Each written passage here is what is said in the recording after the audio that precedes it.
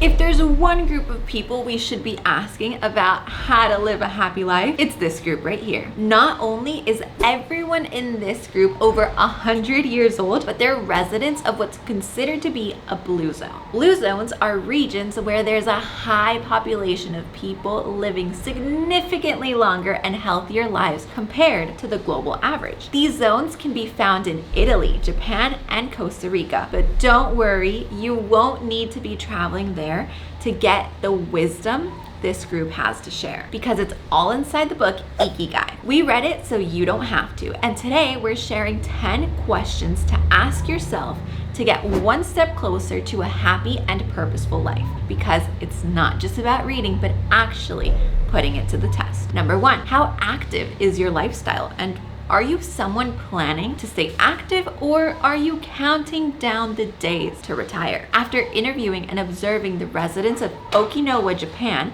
the authors of this book found one thing they all had in common: how active their lifestyles were, even at ages over 100. This group of centenarians weren't even thinking about retirement. Question 2, how often do you find yourself in a hurry? It is believed that when you leave urgency behind, life and time take a whole new meaning. What can you do today to slow your pace down and enjoy each action you're taking? Question 3, do you use the 80% rule when eating? The Japanese call this Hara Hachi Bu, which means they'll stop eating when feeling 80% full. Keep in mind that the majority of these blue zones, the serving sizes are already much smaller than what we're used to in the West. Number 4, do you have a group of supporting friends you can surround yourself with? It's okay if the answer is no. Your goal for this month would be to begin working on how to find and cultivate these friendships. We covered a similar concept inside the book Think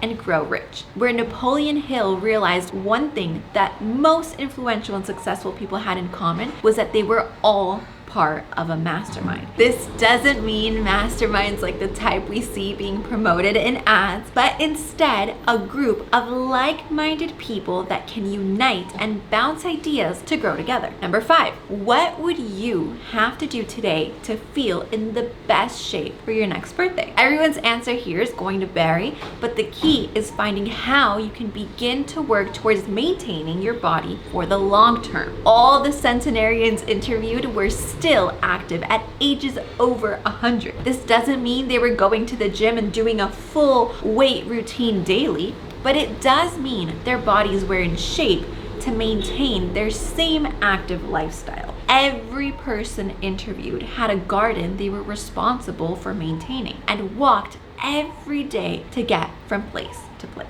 Number 6 is probably one we don't think about, but when's the last time you smiled? Hopefully it doesn't take you that long to come up with an answer. Just the physical act of smiling already sends signals to our brains and produces an attitude change. If you want to get to over 100, being happy and living with purpose, you better get to smiling. Plus, it makes the Finding Friends challenge a lot easier. Don't worry if you feel like you're currently stuck and living without a purpose. Question 10 will give you a roadmap to finding your purpose a lot easier. Number 7 is to ask yourself, when's the last time you spent time in nature? Recharging your batteries in nature will not only help you reconnect and feel better, but it's also a visual reminder of what Japanese called wabi sabi. This is the concept that beauty is imperfect, fleeting, and constantly changing, like nature all around us. Things don't need to be perfect in order for you to be happy. Question 8 is, how often do you spend time giving thanks? Cultivating a spirit of gratitude is proven by many psychologists to have the power to brighten up your day. You can create the habit of naming 3 things you're grateful for each morning by using the steps we shared in the Atomic Habits book review. Number 9 is to ask yourself how often you're living in the present moment. Are you multitasking right now, or only doing one thing? When's the last time you did only